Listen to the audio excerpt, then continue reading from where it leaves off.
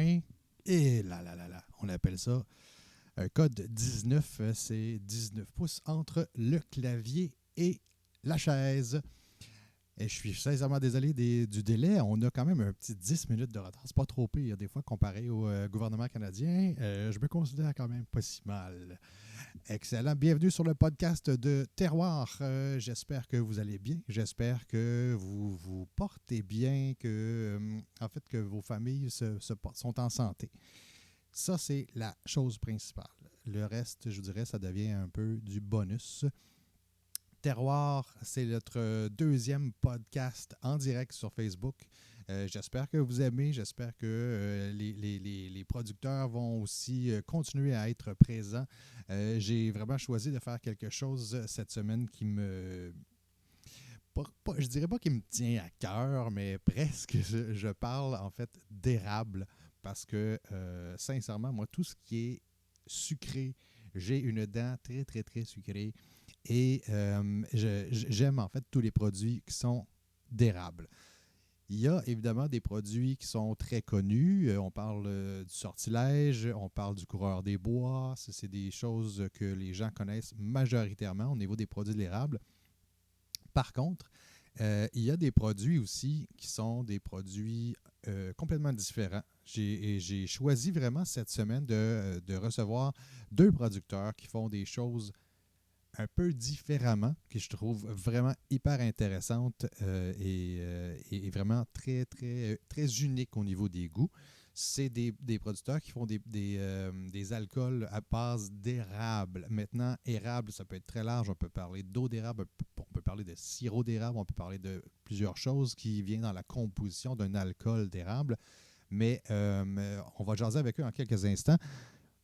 Si on parle de choses sucrées, évidemment, la semaine passée, je me suis découvert un plaisir pour la Sour IPA du Bill Bucket.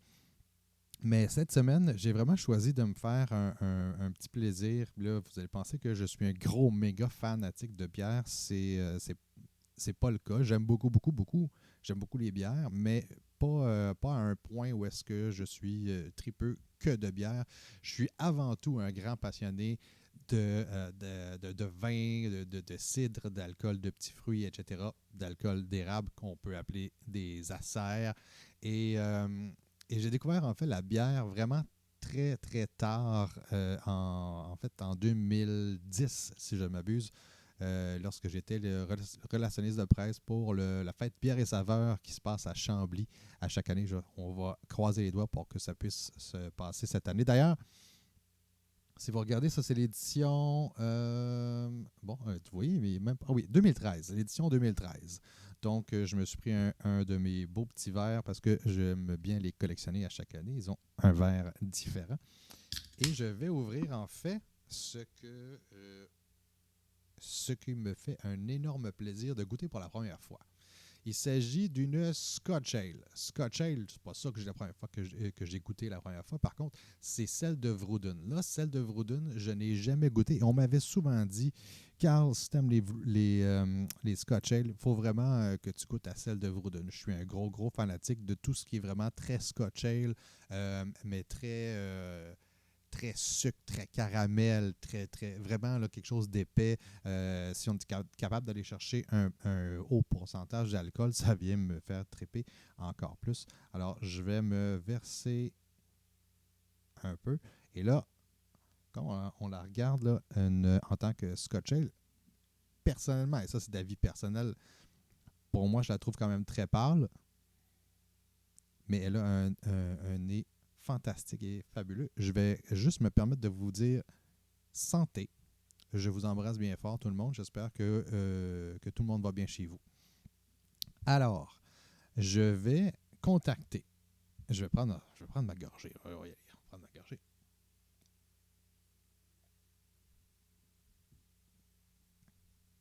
Oh! Oh! Oh! On n'avait pas tort. On n'avait pas tort. Tort. Je vais contacter ma première invitée. On va l'appeler par téléphone et on va appeler mademoiselle Stéphanie Vigé. Ça ne sera pas bien long. entrer en communication avec elle. Oh, ça sonne. Ça sonne.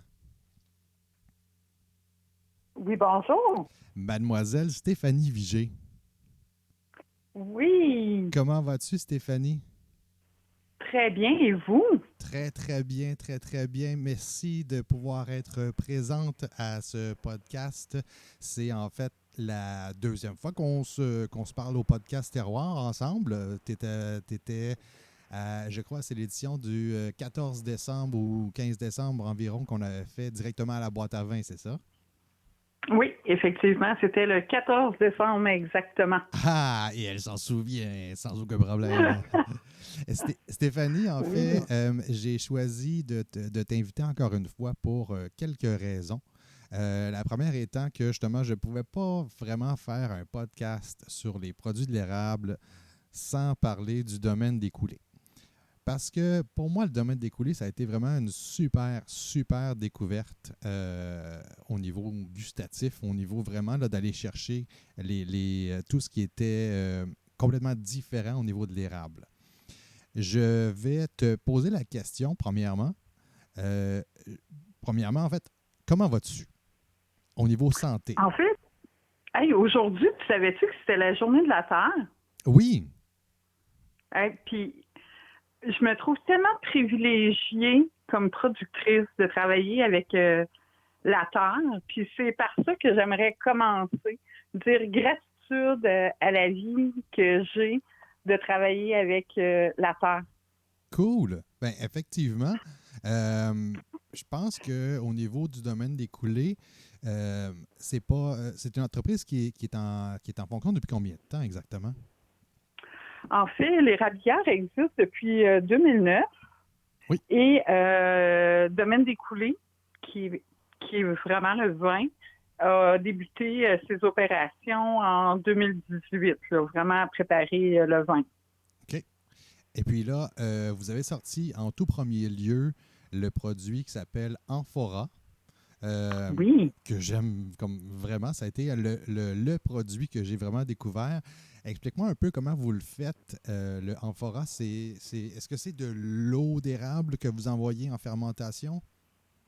Effectivement, on travaille pratiquement juste avec l'eau d'érable. C'est de l'eau d'érable qui va être fermentée dans un premier temps en cuve de CNS, puis après ça, qui va être fermentée en amphore, des amphores qu'on a importés.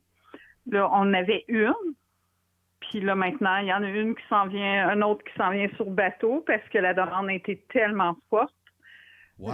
que les gens se l'ont arraché. Wow! Ben ça c'est toujours de la grosse bonne nouvelle. Je sais que la dernière fois qu'on s'était parlé, justement, c'était quelque chose que là, vous réalisiez qui était vraiment important d'en avoir d'autres parce que ça allait grandir, mais ça a fait un effet puis ça a vraiment grandi, c'est ça? Effectivement. Puis on est très contents. Très cool, très cool. Vous avez le amphora. Vous avez un autre produit qui est sorti il n'y a pas si longtemps que ça qui s'appelle Réserve étoilée. Oui, Réserve étoilée.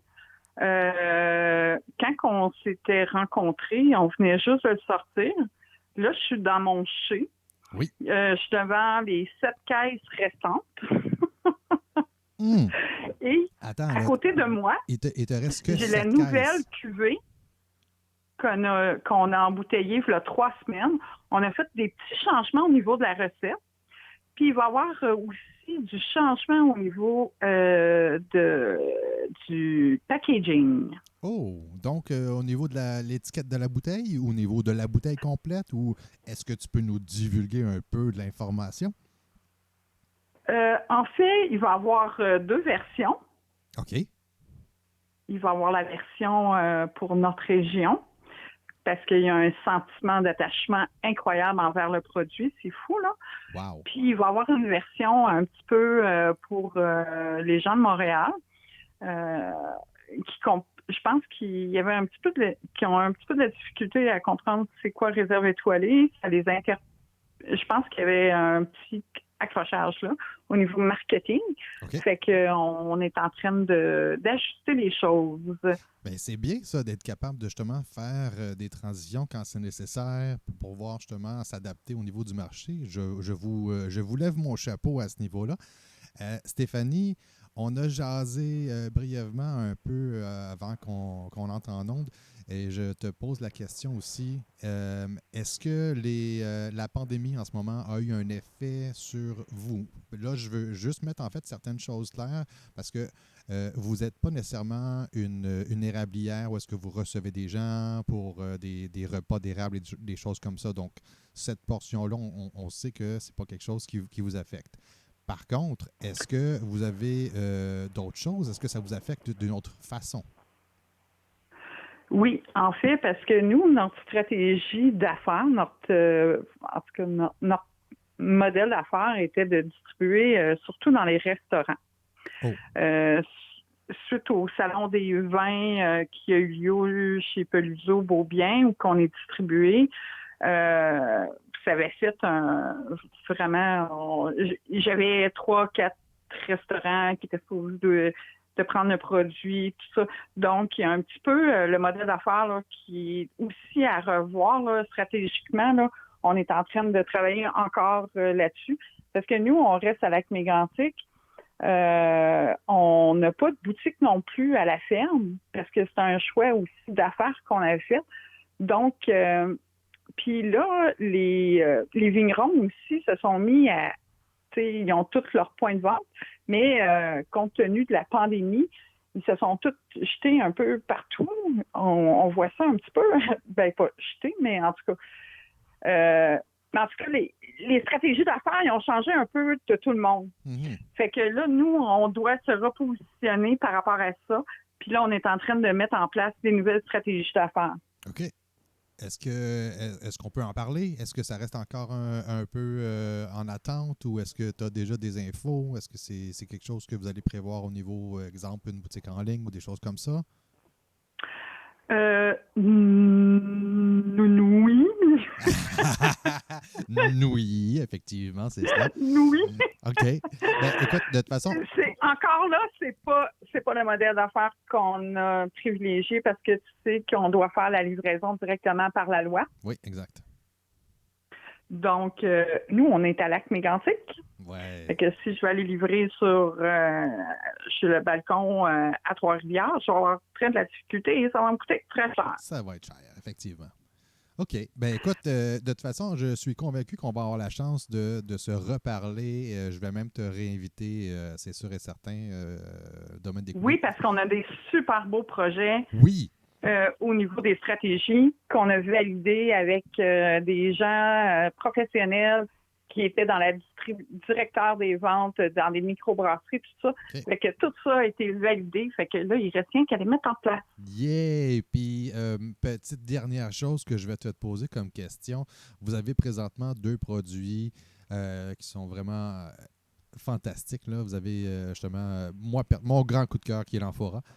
Mais là, tu m'as glissé un mot rapidement parce que vous avez un nouveau produit. Puis ça, c'est cool parce que la dernière fois qu'on s'est parlé en décembre, tu m'avais dit, écoute, on ne peut pas vraiment en parler. Puis j'avais même pas eu rien de petites nouvelles de toi dans le sens que tu n'as pas laissé glisser aucun mot de rien. Mais là, je pense que tu peux en parler, c'est ça? Oui, là, je peux en parler. En fait, présentement, Amphora, il est dans les cuves. Oui. Puis, on avait Souvenir d'hiver. Souvenir d'hiver. Ça, là, c'est il y a 10 ans, là, je travaillais, puis je regardais une revue de vignoble et j'avais fermé la revue de vignoble et j'avais dit, si j'avais un vin, je l'appellerais Souvenir d'hiver. Puis là, lui, il est présentement en dormance, là, dans des fûts de Bourbon. Oh. Puis on va travailler aussi avec, on travaille beaucoup avec des collaborations. On va travailler avec Éric Connement, qui a une page Facebook, la Centrale Whisky, Centrale Scotch Whisky, OK. qui va élaborer un petit peu les notes au niveau du goût puis tout ça. Donc, dans quelques mois, on va pouvoir sortir le produit. Puis, c'est ça. Fait que je suis toute excitée. J'ai donc là, vraiment hâte de... écoute, fait que là, je vais te poser la question dans ce Ça cas-là. goûte, C'est ça goûte vraiment spécial, vraiment hors du commun. Là. OK. Parce que là, tu me dis c'est du amphora, mais qui est envoyé en fût de Bourbon. Non, Non, OK. C'est un produit différent, mais qui est envoyé en fût de Bourbon. Fait que ça, c'est ce qu'on peut avoir.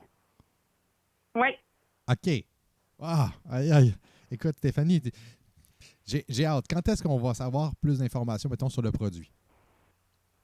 On va avoir plus d'informations. En tout cas, là, présentement, je peux pas dire quand, comment, parce qu'il y a quand même tout Ah oui, c'est un processus.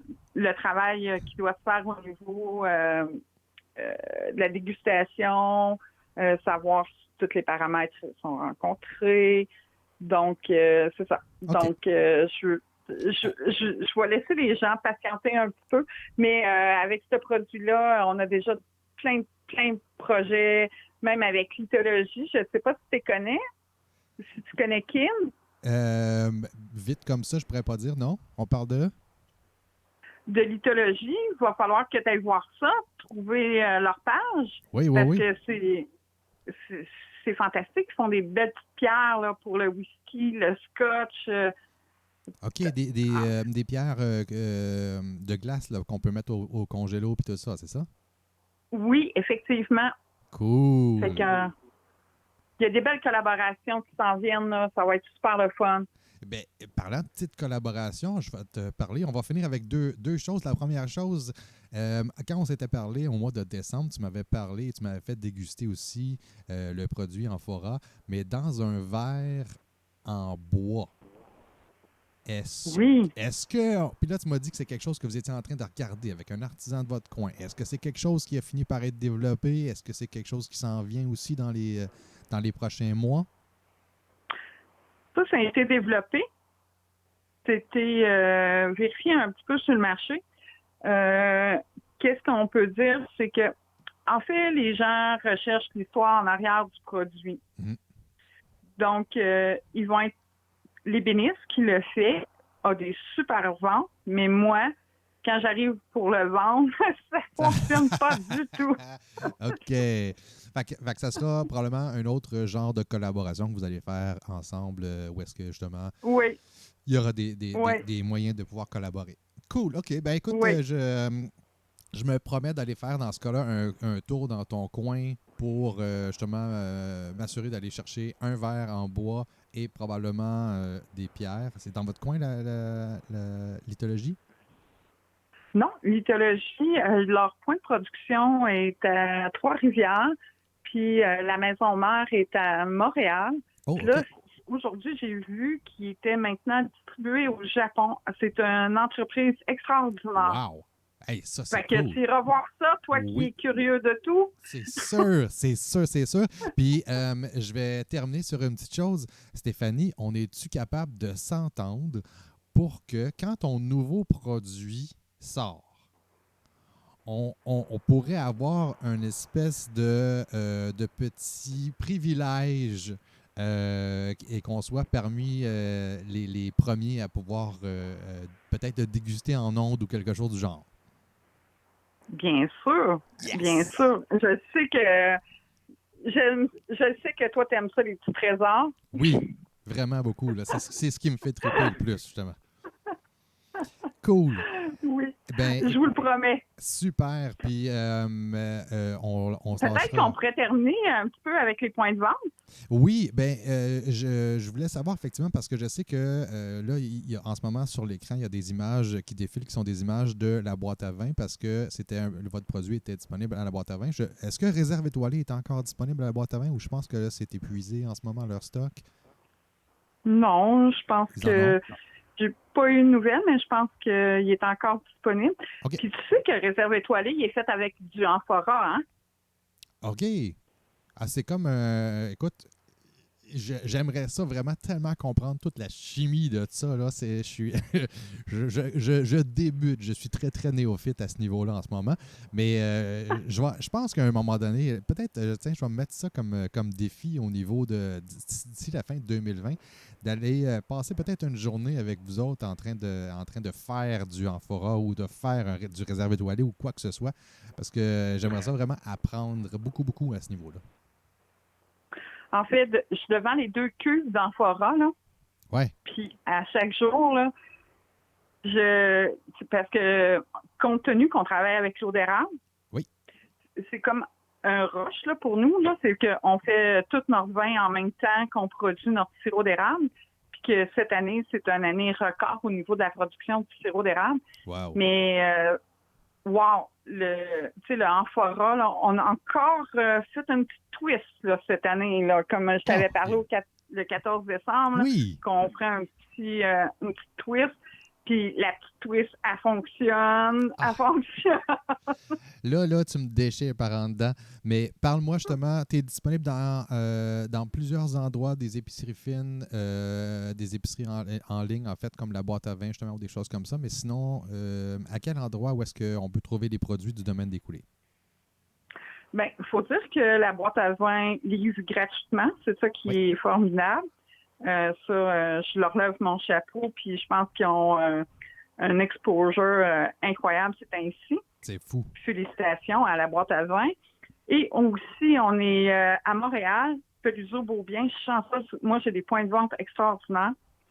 Le décapsuleur, oui, qui est dans Griftown. Mm-hmm. Et on est aussi au marché à Trois-Heures, le marché des boussards. Oh, wow. Excellent. Excellent. Ben, qui est dans notre région, effectivement. Oui, vous avez, j'imagine, vous avez des petits points de vente dans ce coin-là. Je suis convaincu. Stéphanie, c'est toujours un immense plaisir de te recevoir. Je te remercie énormément d'avoir pris le temps. Puis je vais te laisser retourner à ton chai. Et on se promet justement une autre discussion d'ici peu pour pouvoir voir justement comment les choses évoluent de votre côté. Bon, mais c'est parfait. Je te remercie encore. Hein. Puis bravo pour ton excellent travail. Puis je suis toujours à l'écoute de tes podcasts. T'es super fine. Je te remercie énormément. Je t'embrasse fort, puis on se reparle bientôt. Merci. Bye-bye. Bye, Stéphanie. Et alors, c'était Stéphanie Vigé qui est... attendez un petit instant. Stéphanie Vigé qui est la copropriétaire du domaine des coulées. Vraiment, là, si vous n'avez pas goûté à ça, amphora, parce que moi, ça, c'est lui qui est mon coup de cœur, l'amphora, si vous n'avez pas goûté à ça, je vous recommande fortement d'aller faire un tour, soit sur le site justement de la boîte à vin, je ne sais pas si la boîte à vin, ils en ont encore, du amphora. C'est quand même très difficile à trouver, mais si vous en trouvez quelque part, sérieusement, mettez la main là-dessus, c'est du solide. On va contacter notre prochain invité. Ça ne sera pas bien long. On va appeler M. Nicolas Baron. Juste un petit instant, là. C'est simplement de trouver les numéros de téléphone pour qu'on puisse faire ça facilement. Monsieur Baron. Oups, attendez un petit instant.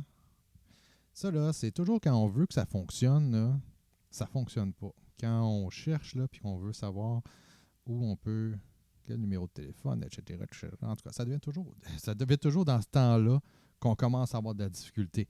Mais ça ne sera pas bien long. Je vais simplement sortir ça ici. Je sais que je l'ai vraiment rapide. Come on, ça load. Ah oui, OK. On ne peut pas loader là-dessus. OK. On va aller voir.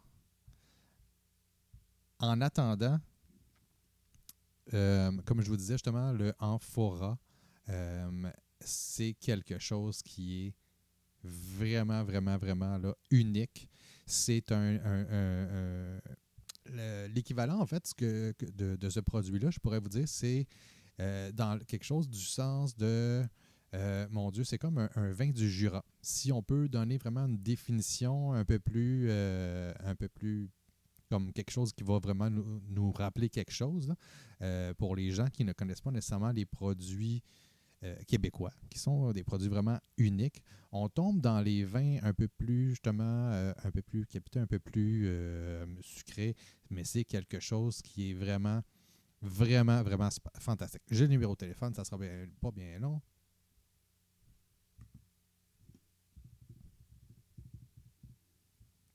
Je vais juste m'assurer. Et on va appeler monsieur Nicolas.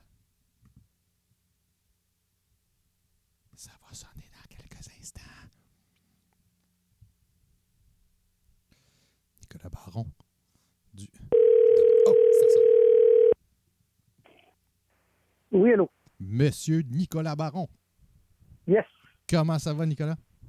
ça va bien, toi? Très bien, Nicolas. Je sais que tu es présentement, toi aussi, dans ton, dans ton chai. Je pense que tu es en train de produire, vous bouillez du sirop, quelque chose comme ça, c'est ça? Ben, je te dirais que là, nous, on est vraiment en mode expédition de commande. La saison de production de sirop chez nous est terminée. On a tout produit le sirop que notre érablière avait à nous donner. OK. Et puis, on est en... Comment je dirais, là, c'est tout, toute l'euphorie des ventes en ligne avec nos produits d'érable là, traditionnels et un peu plus modernes là, que là, on est en train de gérer, si on veut. À tous les jours, on expédie des colis puis on fait des livraisons. Donc, on est là-dedans. Ben, écoute, justement, je te pose la question parce que vous êtes vraiment une érablière. Vous recevez généralement des gens sur les lieux. La pandémie qu'on vit présentement, c'est quelque chose qui a changé comme complètement d'un bout à l'autre la réalité de ce que vous vivez pour 2020, c'est ça? Oui, exact. Puis nous, premièrement, on n'est pas une érablière, on fait pas de repas. OK. Mais nous, mettons, mars-avril, c'est nos 2 mois où on dit aux gens, venez nous voir, on va vous faire goûter nos produits, on a des nouveautés à tous les gens pour nos clients. On fait même, cette année, on a des amis qui ont un gîte, qui font l'élevage d'oies et de canards. On avait leurs produits pour faire le match avec notre avrillon et puis notre confit d'oignon, une mousse de foie de canard, etc. Fait que, tu sais, on a l'habitude d'inviter les gens à venir goûter les produits, puis on les fait triper. Puis là, cette année, le 13 mars, on s'est fait dire fini. Que ça se Fini, passerait plus de pas. Ben oui.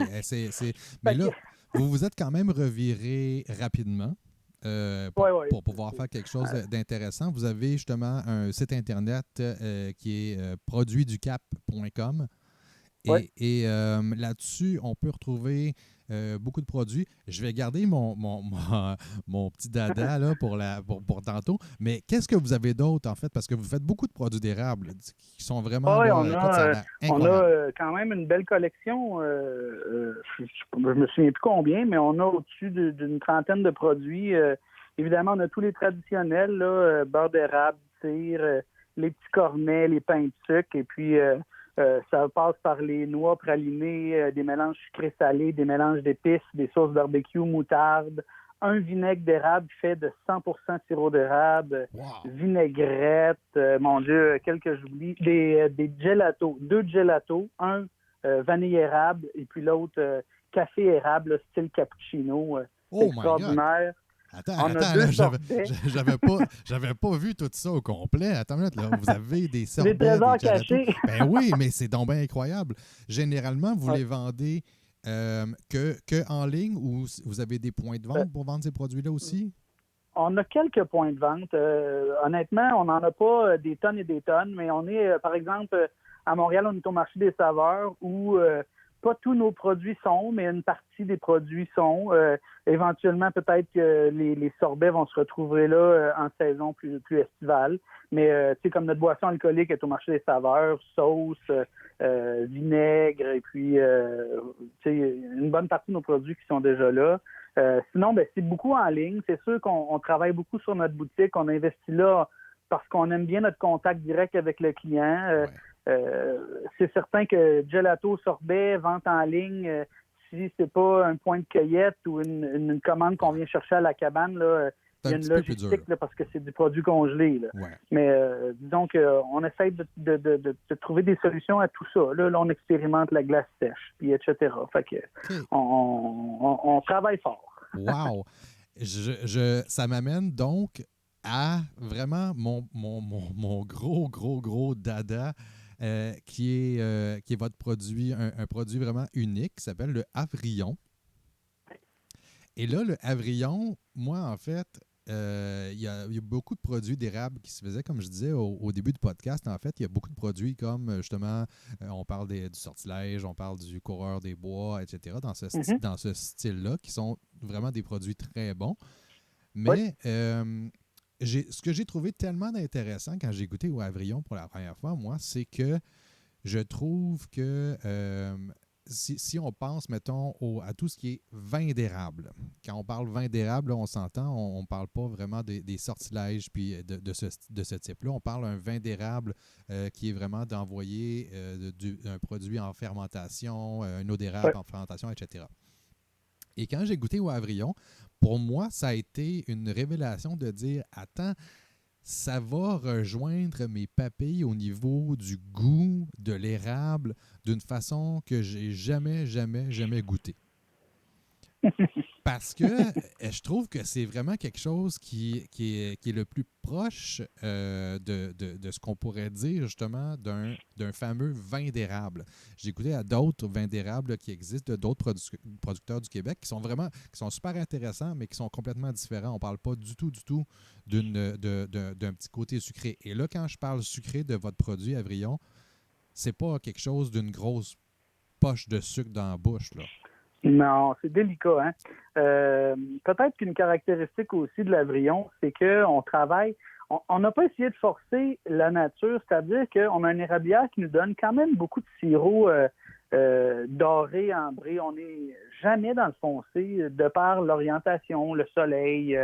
Fait que on n'a pas essayé d'aller chercher un sirop plus foncé, plus goûteux pour faire notre Avrillon parce qu'on s'est dit si on a besoin un jour d'en faire plus ou d'avoir une plus grande capacité de production, on va être un petit peu mal pris si c'est un sirop qu'on fait 50-100 gallons par année. Fait qu'on est allé tout en simplicité avec le sirop qu'on a l'habitude de mettre en canne, carrément. Là, on a un sirop de qualité A1 qu'on utilise pour faire un vin d'érable avec un sucre résiduel qui est quand même aux alentours de 100 grammes par litre de sucre, mais avec l'acidité, le taux d'alcool, puis évidemment un goût d'érable qui est délicat, on est vraiment doux, on est en délicatesse. Là. C'est vraiment ça, je pense, le bon mot, c'est la délicatesse.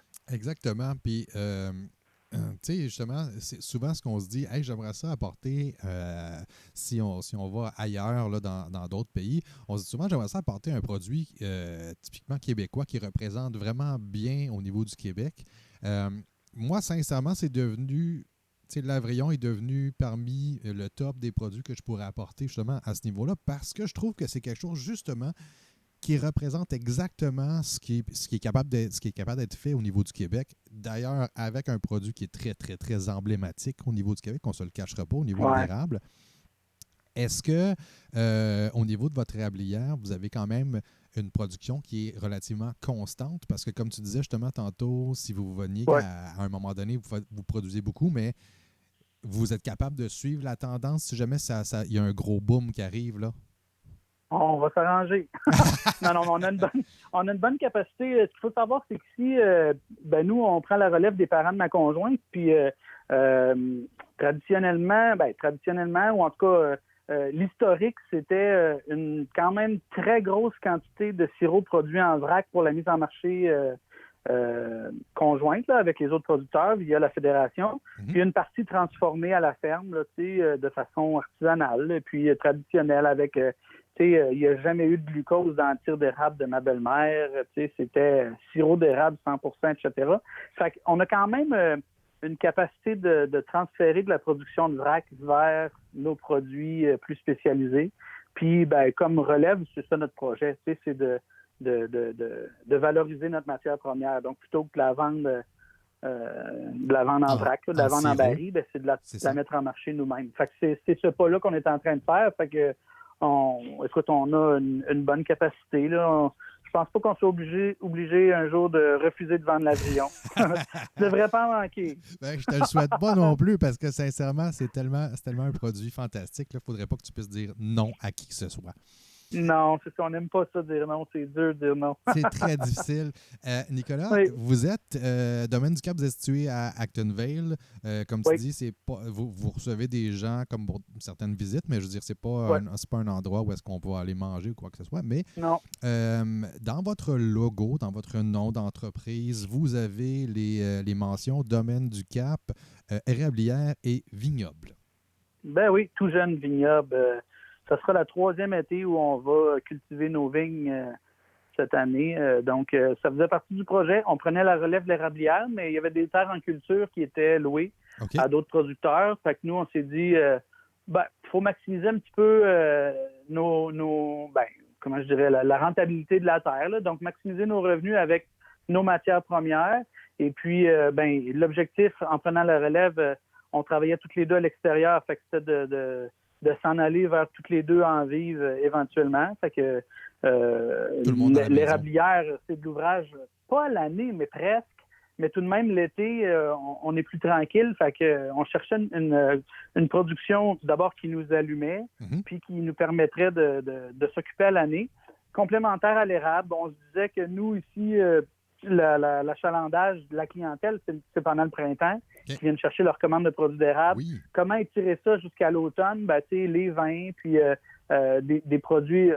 Vraiment, on a misé sur un vignoble. C'était notre première idée. On a exploré d'autres petits trucs, là, mais on s'est arrêté au vignoble.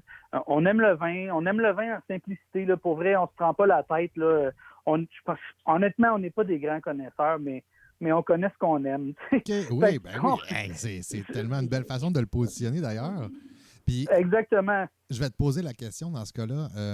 Donc là, c'est le 3e été que les vignes vont pousser. Vous avez planté il y a 3 ans? On a planté en 2018. Là. Oui, c'est ça. On a planté il y a 2 ans, mais ça va être la 3e été. Exactement. OK, parfait.